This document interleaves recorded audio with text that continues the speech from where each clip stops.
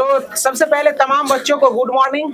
और आज है सोमवार, और सोमवार के दिन आज आया होगा तमाम 9th क्लास के बच्चे का रिजल्ट। तो हमने कहा था कि अच्छे प्रदर्शन करने वाले तमाम बच्चों को क्या किया जाएगा, अच्छे ढंग से थोड़ा सा संबोधित किया जाएगा। तो इसके बाद ये सवाल कर लेते हैं, इसके बाद संबोधन किया जाएगा, क्योंकि आदि संबोधन वाली प्रक्रिया स्टार्ट कर देते हैं तो बच्चों का पढ़ाई थोड़ा सा रुक जाता है। इसीलिए हम लोग क्या करेंगे, पहले पढ़ाई करने का प्रयास करेंगे, देन इसके बाद जो है ना क्या करेंगे, हम लोग संबोधन की प्रक्रिया में जुटेंगे। और इस संबोधन से ये सीख लेनी है कि जो बच्चे को थोड़ा सा कम मार्क्स आता है या कोई भी बच्चे रिवीजन नहीं कर पाते हो, तो इस चीज़ों से सीखने का प्रयास करें कि सर के द्वारा हम कैसे संबोधित होंगे, है ना। इस चीज़ों को समझने का प्रयास करें। ये नहीं कि आए और जैसे तैसे कॉपी लिख दिए और चले गए। ऐसा करने से क्या होगा कि दिन प्रतिदिन तुम्हारा पढ़ाई डल होता चला जाएगा और अंत तक तुम्हें पढ़ाई में मन नहीं लगेगी, तो फिर छोड़ना भी पड़ सकता है ना। तो पढ़ाई ऐसे चीज़ है, जो बच्चे पढ़ते हैं उसी को मजा आता है, और जो बच्चे भूसकोल के तरह करते हैं, आनाकानी करते हैं, ढीठ होते हैं, उसको पढ़ाई में मन नहीं लगता। जैसे कि अभी देख रहा होगा कि हर रोज राइटिंग देते हैं, हर रोज सवाल होमवर्क रहता है, लेकिन कुछ बच्चे क्या कहेंगे, कॉपी छूट गया, और कुछ बच्चे क्या करेंगे कि कुछ से कुछ बता के निकल जाते हैं। तो इसीलिए घोड़ा घास से दोस्ती करेगा तो जिंदा नहीं रहेगा। जनरली होता क्या है कि हम सोचते हैं कि चलो भाई आज छोड़ देते हैं, कल से सुधर जाएगा, लेकिन कल भी कोई ना कोई बहाना बनाता है। और टेस्ट में जो भी बच्चे अगर नहीं आए थे उसको सख्त हिदायत किया जाता है, यहाँ टेस्ट देना अनिवार्य होता है कोई बच्चे को। और अगर टेस्ट अगर आप नहीं देते हो तो फिर यहाँ पढ़ाई करने की कोई मतलब नहीं बनता है। क्यों? टेस्ट से ही पता चल पाता है टीचर को कि तुम्हें कितना प्रोग्रेस हुआ है और तुम्हें कितना प्रोग्रेस नहीं हुआ है। इसीलिए टेस्ट तो जरूरी है। अब जो बच्चे कलश यात्रा में गए थे उसको हमने समय दिया था अलग से टेस्ट के लिए, ताकि तुम्हारा कलश भी डिस्टर्ब ना हो, कलश यात्रा भी डिस्टर्ब ना हो, और इसके बाद तुम्हारा टेस्ट भी डिस्टर्ब ना हो। लेकिन सो तो ऐसा किया नहीं, है ना। आराम से क्या किया, सोच लिया क्या, जो कि बोल देना है बस, वो कलशे में रह गया और टेस्ट नहीं दिया। तो ये सब बहाना चलने वाला नहीं है ना। बात समझ रहे?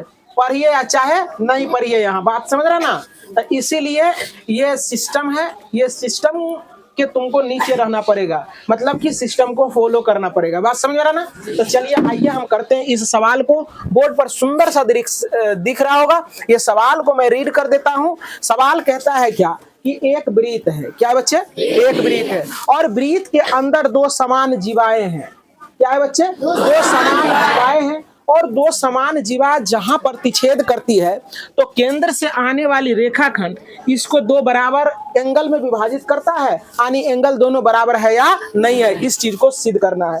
उम्मीद करते हैं कि सवाल तुमको समझ में आ गया होगा। यदि सवाल समझ में नहीं आता है, या चाहे कोई भी चीज पढ़ाते हैं अगर समझ में नहीं आता है, तो धड़ल्ले खड़े हो जाओ और पूछने का प्रयास करो बगैर डरे हुए। बात समझ रहा ना। और मैं लास्ट में कहना चाहता हूं, यदि आप YouTube पर, जनरली हम ये बात बोलते नहीं है कभी, लेकिन आज मैं बोल रहा हूं, यदि आप YouTube पर देख रहे हैं तो पहले चैनल को सब्सक्राइब कर लेंगे, और यदि Facebook पर अगर आप देख रहे हैं, क्योंकि दोनों जगह मेरा क्लास चलता रहता है, अगर Facebook पर देख रहे हैं तो मेरे प्रोफाइल को फॉलो कर लेंगे, ताकि आने वाला सबसे पहला नोटिफिकेशन आपके मोबाइल में दिखेगा।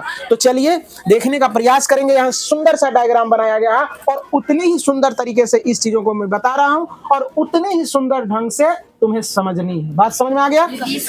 तो चलो बच्चे, आप देखो जरा सा, यहाँ जो दिया गया था दो समान जीवाएं, तो ए बी और क्या हो गया, सी डी, दो समान जीवा हो गया। बात समझ में आ रहा है? इसके बाद सिद्ध जो करना है, सिद्ध करना है POM। देखो POM, सॉरी यार, POM नहीं, यहाँ देखो सिद्ध जो करना है ये एंगल, तो इसको लिखेंगे क्या, PMO। क्या लिखेंगे?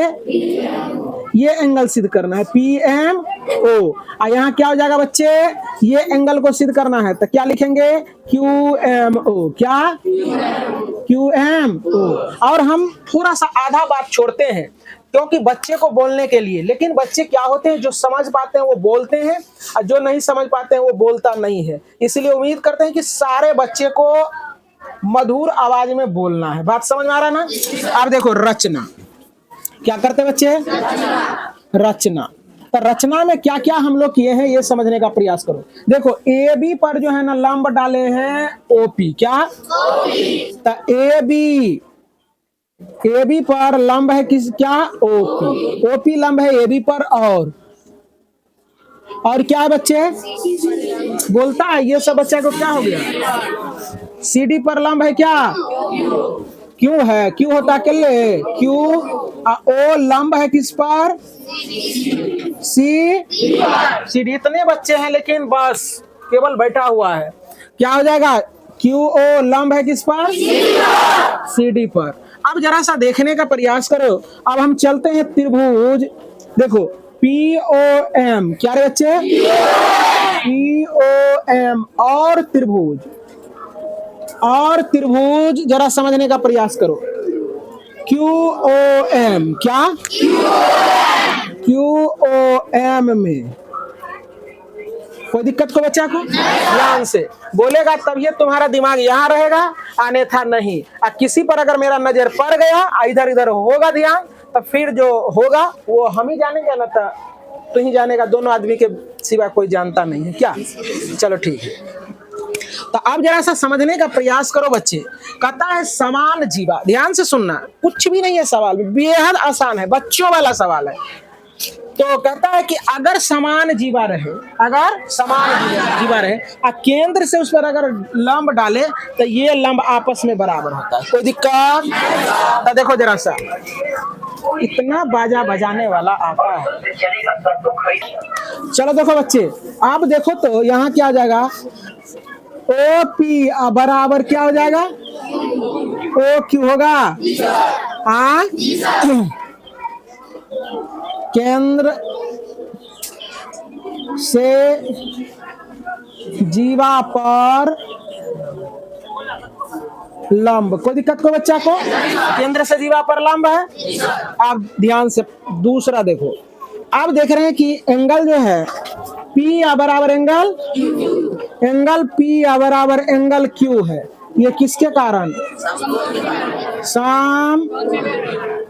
समकोण, और जीवा पर लंब होता है तो समकोण ना होगा।